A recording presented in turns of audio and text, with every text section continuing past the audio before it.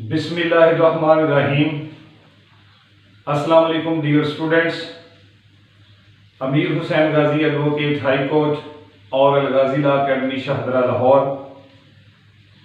आज का जो हमारा लेक्चर है वो फिलॉसफी ऑफ लॉ पे है।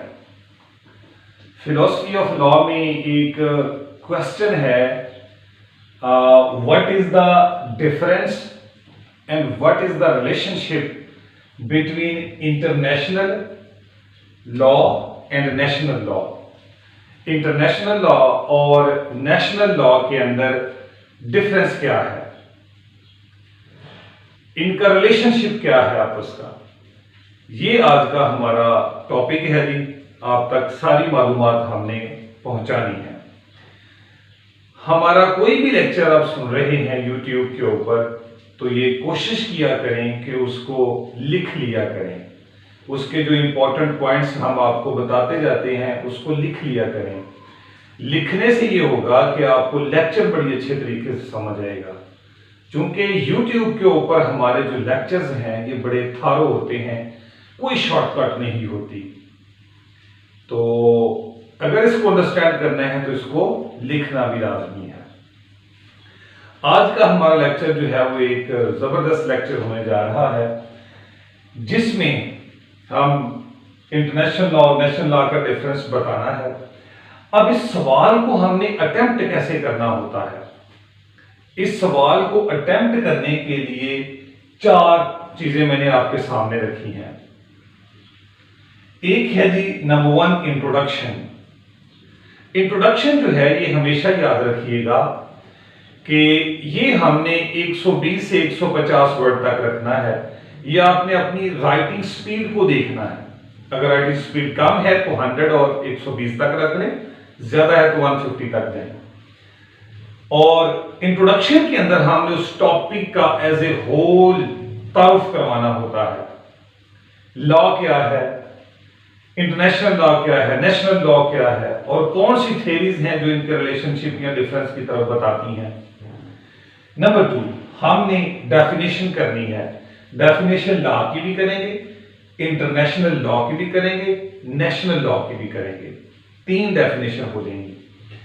फिर रिलेशनशिप या differences between national and international law, इस बारे में 2 थ्योरीज जो हैं वो बयान की गई हैं। एक है डुअलिज्म थ्योरी, जिसे हम डुअलिस्टिक थ्योरी भी कहते हैं, और दूसरी है मोनिज्म थ्योरी या मोनिस्टिक थ्योरी। लास्ट में हमने कंक्लूजन देखना है।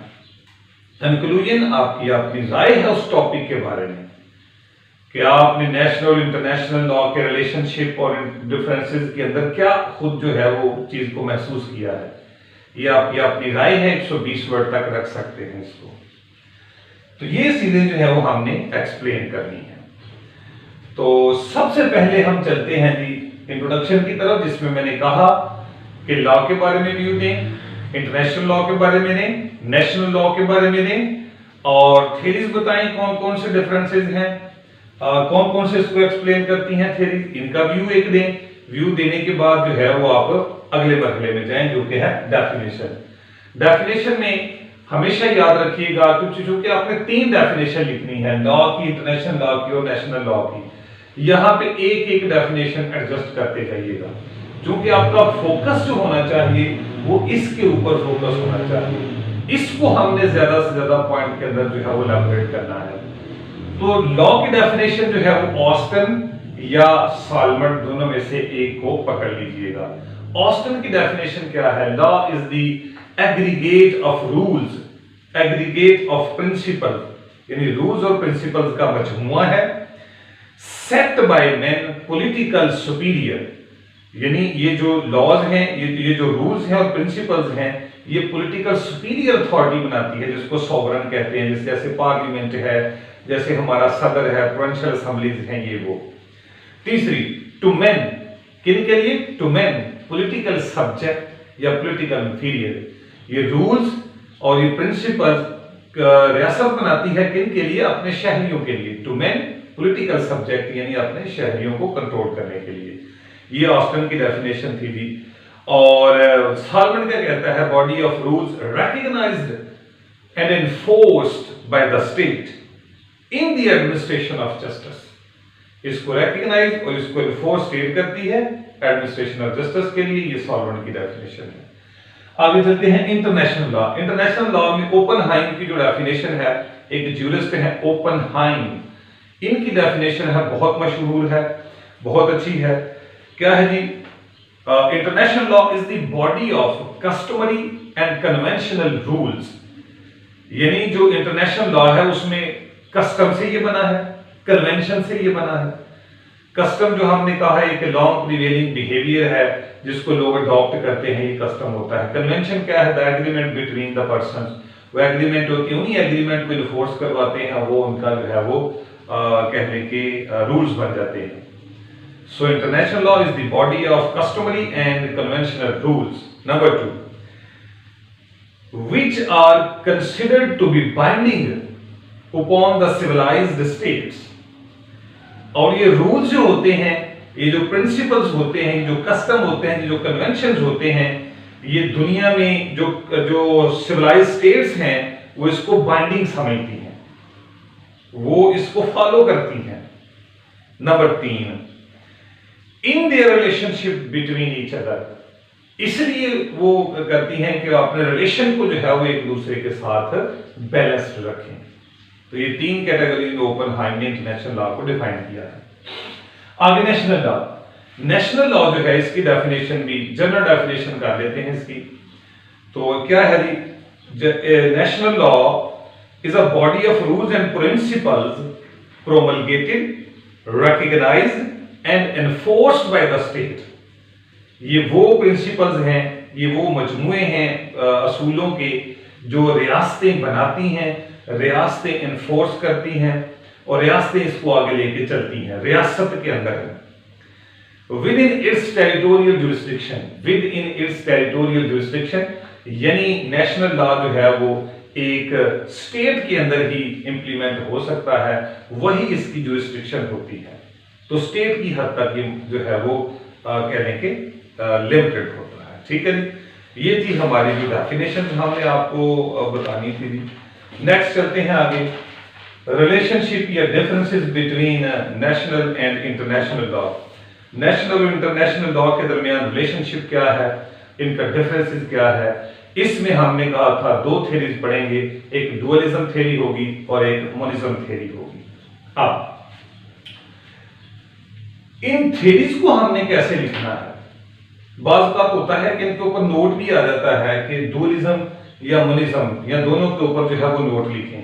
अगर इनके ऊपर नोट लिखना आ गया है तो पहले इंट्रोडक्शन होगा, यहां पे आ जाएंगे, हमने थ्योरी लिखने का पूरा जो है वो तरीका आपको बताया है।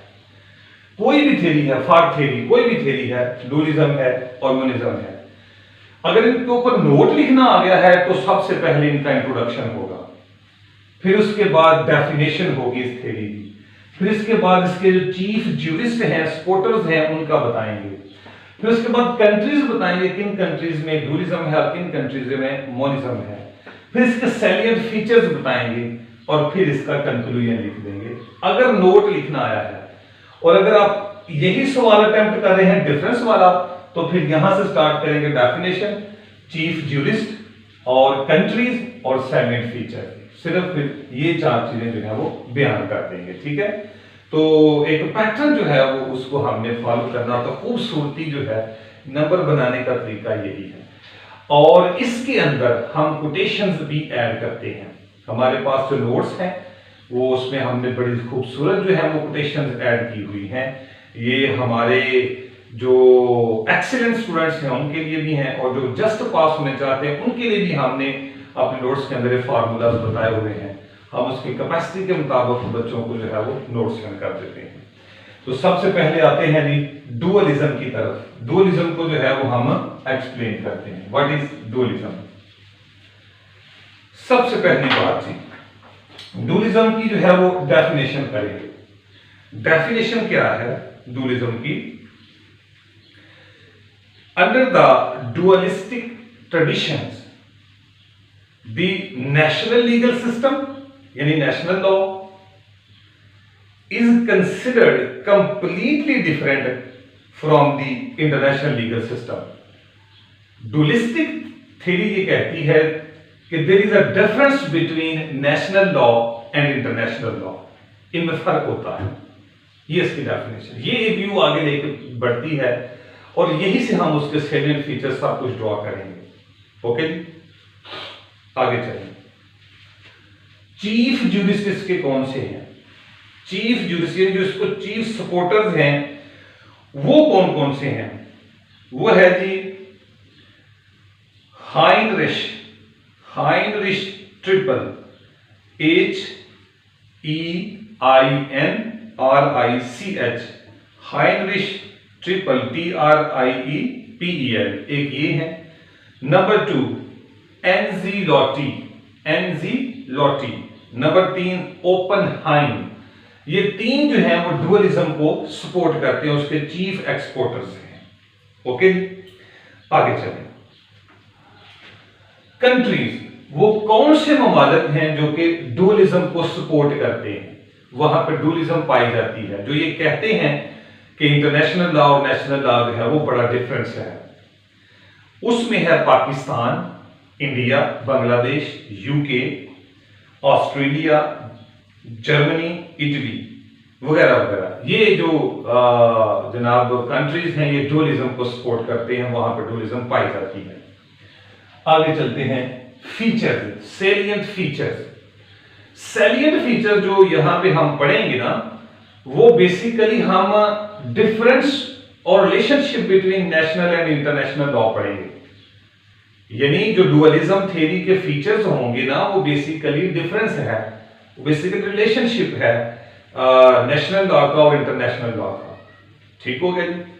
कुछ हम इस थ्योरी के पॉइंट लेंगे डिफरेंसेस और रिलेशनशिप में, कुछ हम अपनी अदर देन अपनी रिसर्च से जो चीजें हमने देखी हैं उनको देखेंगे। ठीक है जी। तो अब पढ़ते हैं जी डुअलिज्म थ्योरी क्या है, इसके मुताबिक नेशनल और इंटरनेशनल लॉ क्या है। यहाँ पे एक और बात बड़ी गौर से सुननी है, वो ये है कि जो नेशनल लॉ है ना जी, इसको म्युनिसिपल लॉ भी कहते हैं, इसे लॉ ऑफ द स्टेट भी कहते हैं, इसे डोमेस्टिक लॉ भी कहते हैं, इसे फेडरल लॉ भी कहते हैं। तो अगर इस तरह आ जाए कि what is the difference between international and municipal law, तो यही समझना है कि वो हमारा नेशनल लॉ की तरफ हम जा रहे हैं। ओके जी, आगे चलिए। तो डिफरेंस की तरफ चलते हैं। सबसे पहला डिफरेंस जो होता है वो हमेशा याद रखिएगा डेफिनेशन का होता है।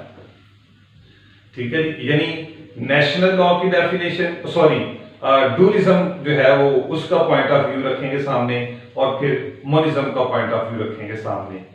यानी डुअलिज्म क्या कहती है, there is a difference between national and international law, और monism there is no difference between national and international law. फिर नंबर 2 पे हम फिर डेफिनेशन देखेंगे, नेशनल लॉ की डेफिनेशन और इंटरनेशनल लॉ की डेफिनेशन। ये मैंने नेशनल और इंटरनेशनल लॉ की जो डेफिनेशन है वो ऑलरेडी आपको बता दी है इससे पहले, लेकिन अगर मजीद इसमें देखना है तो हमारा एक लेक्चर है क्लासिफिकेशन ऑफ लॉ, उसमें इंटरनेशनल लॉ नेशनल लॉ को अच्छे तरीके से एक्सप्लेन किया है, वहां से भी ले सकते हैं। ठीक है, तो 2 डिफरेंस मैंने यहां तक आपको बता दिए हैं। तीसरा डिफरेंस वैलिडिटी का है, उसकी हेडिंग और पॉइंट्स भी लिखते जाएं। वैलिडिटी नेशनल लॉ में क्या है, it is valid in the domestic legal order. कि डुअलिज्म ये कहती है कि जो नेशनल लॉ है ना, ये सिर्फ अपनी रियासत के अंदर एक लीगल ऑर्डर है, इसकी वैलिडिटी एक रियासत के अंदर है, एक स्टेट के अंदर ये वैलिड है, अदरवाइज ये किसी दूसरी स्टेट में वैलिड नहीं है। और इंटरनेशनल लॉ में वो क्या कहते हैं, it is valid only in the international legal circuit, कि जो इंटरनेशनल लॉ है वो इंटरनेशनल लीगल ऑर्डर या इंटरनेशनल सिस्टम के अंदर एप्लीकेबल है, वो रियासत के अंदर नहीं है, मुख्तलिफ रियासतों को एक ऑर्डर में लेके आता है। एक डिफरेंस, तीसरा डिफरेंस इनका ये हो गया। ठीक है, आगे चलें। चौथा डिफरेंस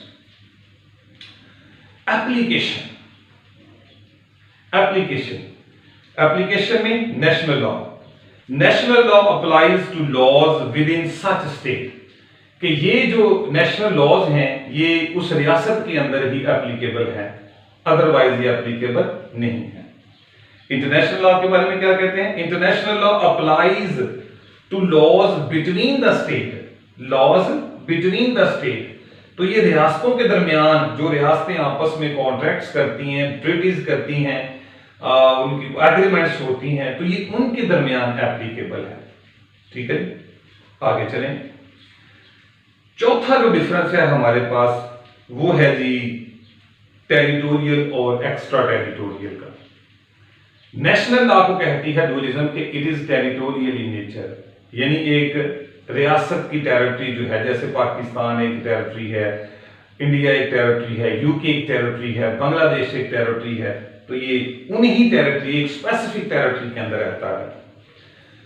और इंटरनेशनल लॉ को कहते हैं it is extra territorial in nature, कि ये एक्स्ट्रा टेरिटोरियल है, यानी एक रियासत नहीं, मुख्तलिफ रियासतों के अंदर कारबंद होता है, उनको बाइंड करता है आपस में। पांचवा जो डिफरेंस हमारे पास मौजूद है वो है जी regulate relationship, regulation of relationship. National law जी it regulate the relationship within a state between citizens and state and between states and organs of the states। तो ये रियासत के जो मामलात हैं, रियासत के जो रिलेशनशिप हैं, उनको रेगुलेट करता है। आगे चलते हैं, इंटरनेशनल लॉ में क्या कहते हैं? It regulate the relationship between the states, ठीक है जी, and between the citizens of different states. रियासतों को भी आपस में, उनको भी जो है वो जोड़ के रखता है, रिलेशन उनके बनाता है, जो एग्रीमेंट्स के आती हैं, ट्रीटी आती हैं, या ओवरऑल जो यूनाइटेड नेशंस में शामिल हैं ममालिक। और मुख्तलिफ रियासतों के जो सिटीजन हैं, यानी सिटीजन ऑफ पाकिस्तान और सिटीजन ऑफ यूके के अगर कोई आपस में कोई कॉन्ट्रैक्ट्स हैं तो उसको भी ये जो रेगुलेट करता है। ठीक है, आगे जी छठा डिफरेंस काइंड्स का है। National law, there are two kinds of national law, that is private national law and public national law. Private national law it is regulates the disputes between the citizens, between the individuals, and public national law, it regulates the relationship between the different departments of the state and department and citizens of the state। तो departments के दरमियान और departments और citizen के दरमियान, या रियासत और शहरियों के दरमियान। International law, there are three kinds of international law. Number one is the public international law, number two is the private international law, and number three supranational law। तीन kind है। प्राइवेट इंटरनेशनल लॉ जो है ये individuals between the states, individual of the different states, और public international law that is the relationship between the states, and supranatural law it that the contracting or the agreemental states, या ऐसी रियासतें, आसान अल्फाज में ऐसी रियासतें कि जो आपस में ट्रीटीज करती हैं, जो आपस में एग्रीमेंट करती हैं कि हमारा अगर कोई डिस्प्यूट होगा तो हम इस फोरम के ऊपर जाएंगे, इंटरनेशनल फोरम के ऊपर। जैसे यूरोपियन यूनियन है, यूरोपियन यूनियन जो सुप्रीम कोर्ट है, वहां पे वो कहते हैं कि हम अपने मामला को देखेंगे, तो ये सुप्रा नेशनल लॉ है। आगे चलेंगे। नेक्स्ट, अगला डिफरेंस बेसिक सोर्सेज क्या है नेशनल लॉ के, सोर्सेज क्या है इंटरनेशनल लॉ के। डुअलिज्म कहती है कि नेशनल लॉ का सोर्स है नंबर वन लेजिस्लेशन, उस मुल्क की जो पार्लियामेंट बनाएगी, जैसे हमारी पार्लियामेंट है, टर्की की है, यूएसए की है, यूके की है, वो बनाए जो लॉ। प्रेसिडेंट्स है, उस मुल्क की अदालतें जो फैसले करती हैं, और रिलीजन है, रिलीजन। ये तीन उन्होंने बेसिक कहे हैं नेशनल लॉ में। आगे चले इंटरनेशनल लॉ में। इंटरनेशनल लॉ में वो कहते हैं कि आर्टिकल 38 है statute of international court of justice का, statute of international court of justice का आर्टिकल 38 है, जो कि इंटरनेशनल लॉ के सोर्सेज के बारे में बताता है। कौन कौन से हैं? वो कहता है international conventions, number 1, number 2 international customs, number 3 juristic work, number 4 general principles of civilised nation, and number next is the precedents. ठीक है, जो इंटरनेशनल प्रेसिडेंट्स हैं। तो ये जो है जी यहाँ पे एक डिफरेंस है। नेक्स्ट डिफरेंस क्या है इनका डुअलिज्म के मुताबिक, वो है इन्फोर्सिबिलिटी। एनफोर्सिबिलिटी, नेशनल लॉ को देखते हैं, it is made and enforced by the authority of the state. रियासत की जो अथॉरिटी है वही इसको इन्फोर्स करवाती है, वही बनाती है। It is made, international law को क्या कहते हैं, it is made by different sovereign states and enforceable with in member states. ये मुख्तलिफ रियासतें जो हैं वो मिलके ऐसे लॉज बनाती हैं, कोई एक सॉवरेन नहीं है। नेशनल में तो एक सॉवरेन होती है ना, यहाँ पे कोई एक सॉवरेन नहीं है, मुख्तलिफ सॉवरेन या स्टेट्स मिलकर बनाती हैं और ये उन्हीं के ऊपर जो है वो अमल दरामद होता है, इन्फोर्सिबिलिटी होती है, जो कि मेंबर स्टेट्स हैं। ठीक है जी, फर्ज कर लें कि और ट्रीटी हुई है, जैसे G20 है, तो यूरोपियन यूनियन है, तो फिर ये उन्हीं ममालिक के ऊपर जो है वो इंप्लीमेंट होगी। ठीक है, वही ममालिक बनाएंगे और उन्हीं के ऊपर इंप्लीमेंट होगी। आगे चलेंगे, लिमिटेशन नेशनल लॉ में क्या है और इंटरनेशनल लॉ में क्या है। It can not exercise its power in any form in the territory of another state. Limitation ये है, it can not exercise its power in any form in any other country, in any other state. जो national law है उसको हदूद उसकी सिर्फ अपनी territory है, अपनी स्टेट है, उससे बाहर नहीं वो निकल सकता। लेकिन इंटरनेशनल लॉ को देखते हैं, कहता है it can exercise its power in any form throughout the whole world. तो इंटरनेशनल लॉ जो है वो फॉर द होल वर्ल्ड है। जैसे सिक्योरिटी काउंसिल एक इदारा है, वो सारा चेक एंड बैलेंस रखता है। यूनाइटेड नेशन के तहत जो आता है उनको बहुत सारे कन्वेंशन फॉलो करने पड़ते हैं। वर्ल्ड ट्रेड ऑर्गेनाइजेशन है, उसके रूल्स फॉलो करने पड़ते हैं। अगर कोई इंटरनेशनल मॉनेटरी फंड में जाना चाहता है उसके रूल्स फॉलो करने पड़ते हैं। तो ये एज ए होल जो नेशंस हैं उनके ऊपर जो है वो अप्लाई है, ये किसी विद इन स्टेट नहीं है। लिमिटेशन ये है कि किसी एक रियासत के लिए नहीं है। आगे नेक्स्ट है सैंक्शन। अगला डिफरेंस सैंक्शन। नेशनल लॉ में कहता है it has an effective legal section behind it's enforcement. National law has its effective sanctions for enforcement। कि नेशनल लॉ के अंदर अगर इन्फोर्समेंट के लिए एक physical power of the state होती है, यानी रियासत के अंदर रहने वाले जो इंडिविजुअल्स होते हैं उनको रियासती कवानीन को मानना पड़ता है। अगर नहीं मानेंगे तो फिजिकल फोर्स होगी। फिजिकल फोर्स से बात यह है कि उनको सजा होगी। अगर क्रिमिनल की तरफ जाते हैं तो पीपीसी हमारी बड़ी बात है, सिविल की तरफ जाते हैं तो सीपीसी के जो सिविल जो दावे हैं हमारे वो है। तो रियासत उनको आड़े हाथों लेती है। ठीक है, सैंक्शन। आगे चलिए international law. It lacks effective legal sanction behind it's enforcement. Lakhs effective legal sanction behind it's enforcement. कहता है कि यहां पे कोई बहुत ज्यादा इफेक्टिव जो है सैंक्शन नहीं होती, फिजिकल फोर्स नहीं होती।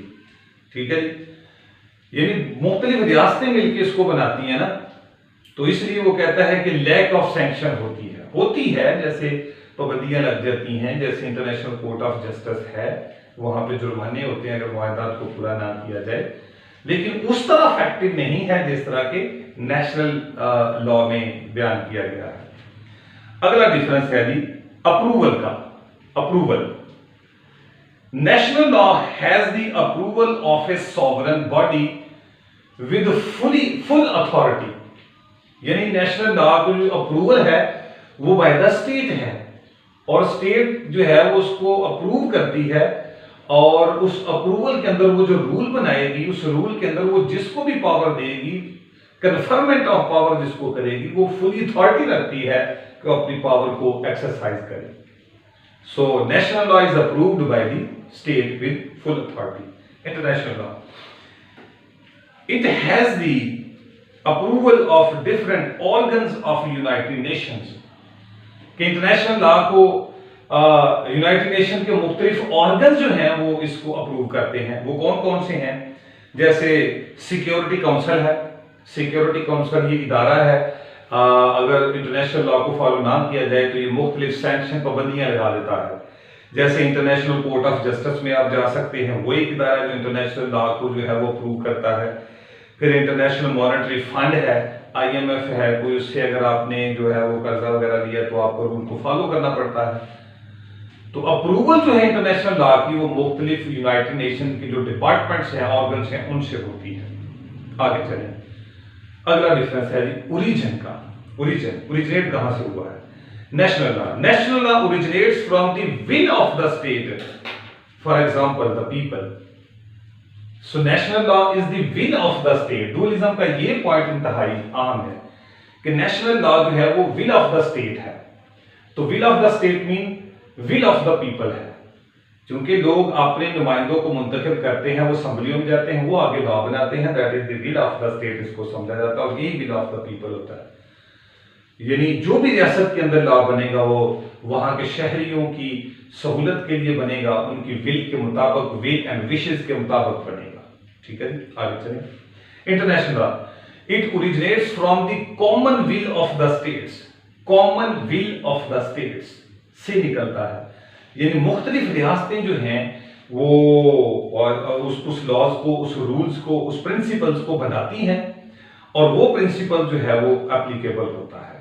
ठीक है, तो वो कोई भी ट्रीटी अगर उन्होंने किया है तो वहां पे भी कॉमन विल है स्टेट की, जितनी भी उस ट्रीटी के अंदर आ गई है, उस मुआहदे के अंदर आ गई हैं, या ओवरऑल जो है वो दुनिया के सारे ममालिक जो हैं वो यूनाइटेड नेशन के चार्टर को फॉलो करने के पाबंद हैं, तो फिर ठीक है जी, वहां पे भी common will of the state होगी। आगे चलिए, अगला डिफरेंस कॉन्फ्लिक्ट का। Dualism, according to dualism, in case of conflict between national and international law, अगर नेशनल और इंटरनेशनल लॉ में कोई कॉन्फ्लिक्ट आता है तो फिर डुअलिज्म क्या कहती है? National law shall prevail. तो नेशनल लॉ जो है वो प्रिवेल करेगा, उसको रिस्पेक्ट दी जाएगी। आगे मोनिज्म क्या कहती है कॉन्फ्लिक्ट में? According to monism, if there is a conflict between national and international law, the international law shall prevail.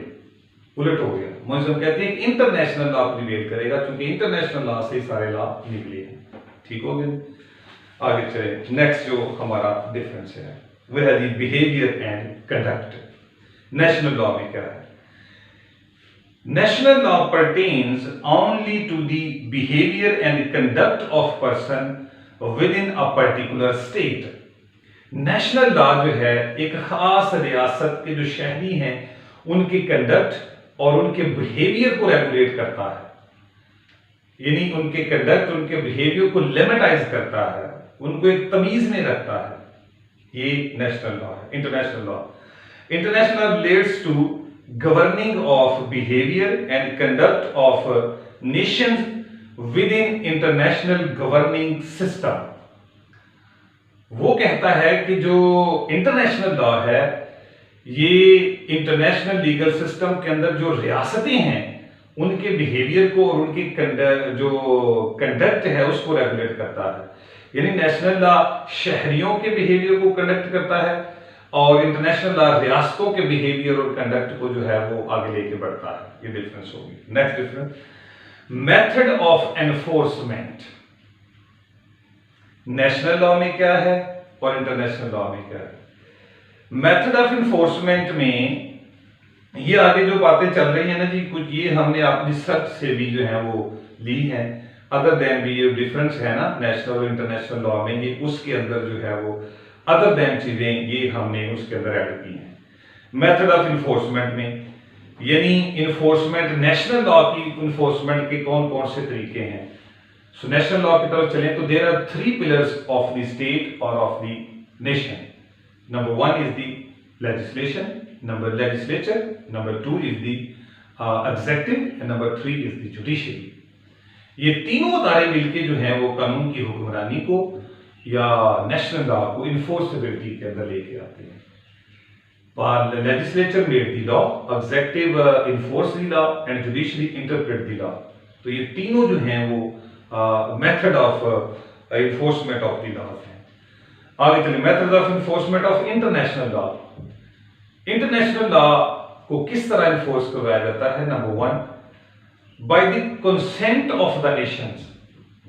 Nations कहती हैं कि जी हमने जनाब अपना जो मसले का हल है ना, ये इस फोरम से करवाना है, यानी हमने इंटरनेशनल कोर्ट ऑफ जस्टिस में जाना है, या हमने supreme court of European union में जाना है, या हमने इसमें जाना है।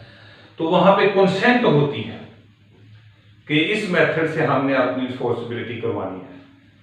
फिर वो कहता है, दूसरा तरीका है एक्सेप्टेंस ऑफ नेशन, कि नेशन जो है वो एक्सेप्ट कर लेती हैं कि जी ठीक है, फलां अगर रूल्स के अंदर या फलां प्रिंसिपल के अंदर ये लिखा है कि अगर हमारा स्पोर्ट्स का डिस्प्यूट होगा तो ये यहाँ पे हमने जाना है, हमारा इकोनॉमी का डिस्प्यूट होगा तो हमने यहाँ जाना है।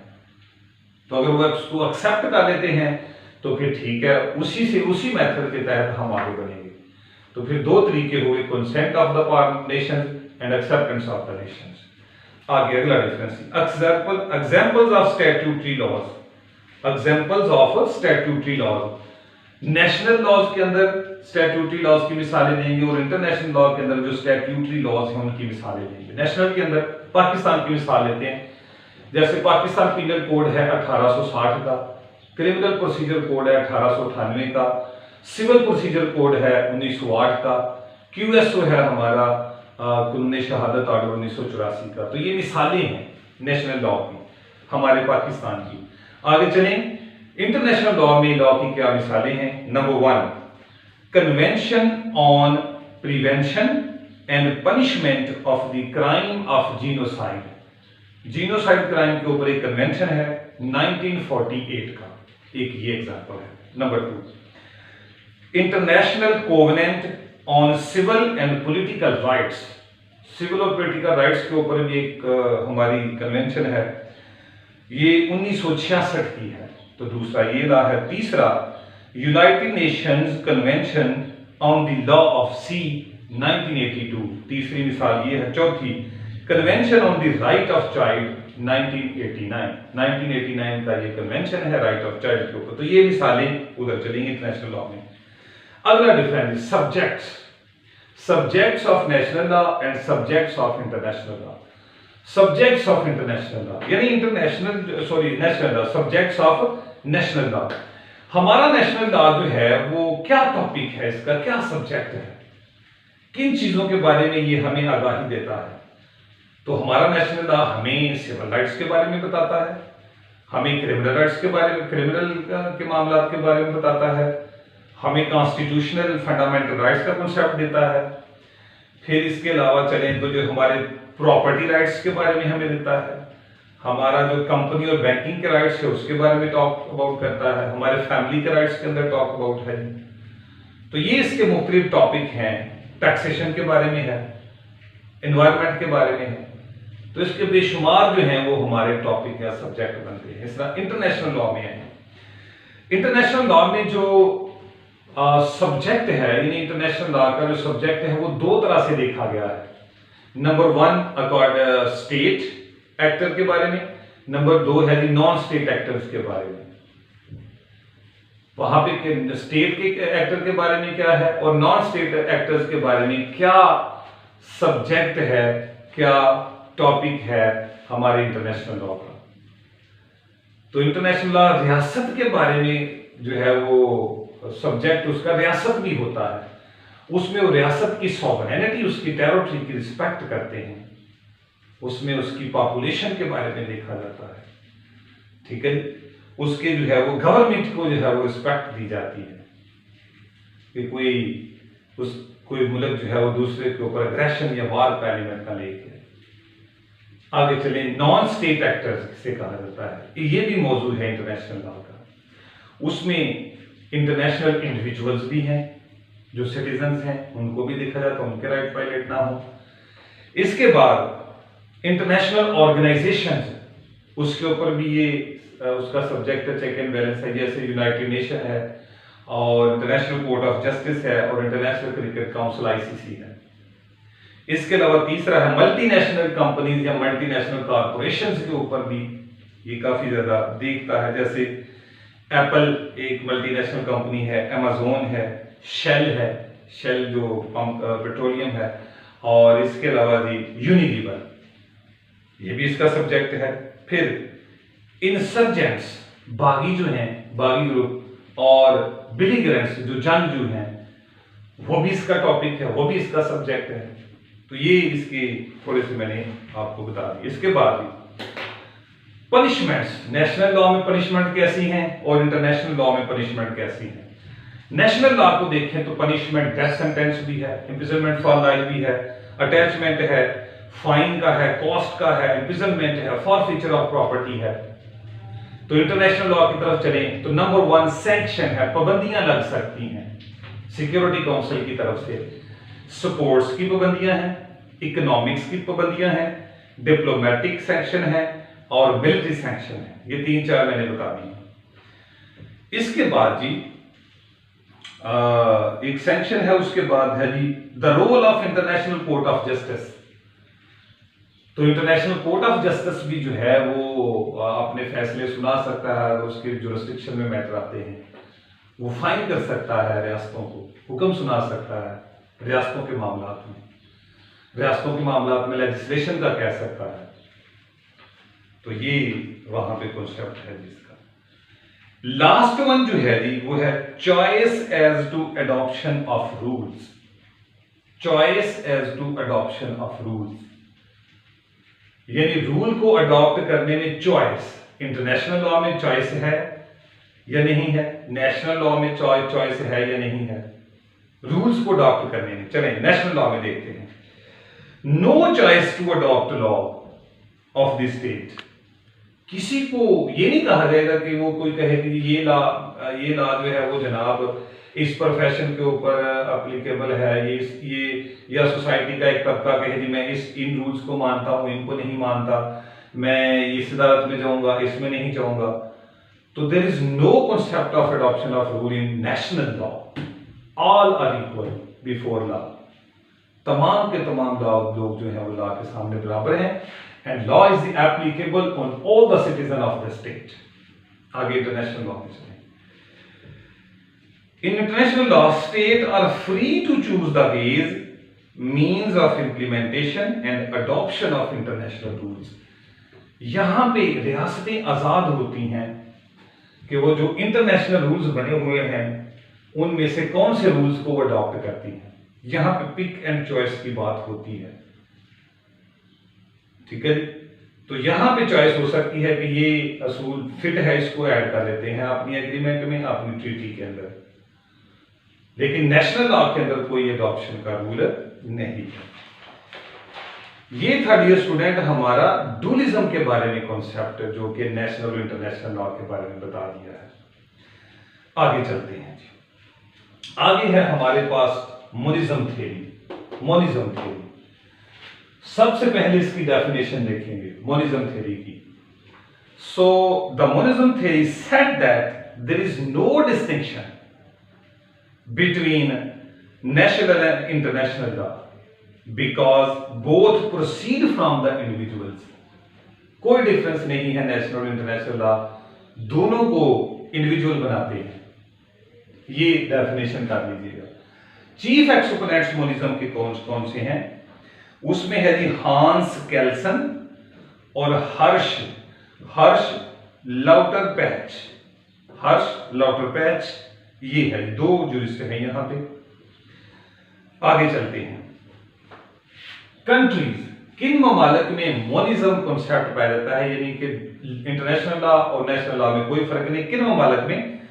फ्रांस में, बेल्जियम में, नेदरलैंड में वगैरह वगैरह। आगे चलते हैं इसके सेलिएंट फीचर। सेलिएंट फीचर्स में हमने रिलेशनशिप देखना है नेशनल लॉ का और इंटरनेशनल लॉ का। रिलेशनशिप क्या है या मोनिज्म इनके बारे में क्या कहती है। नंबर 1 क्या कहती है जी?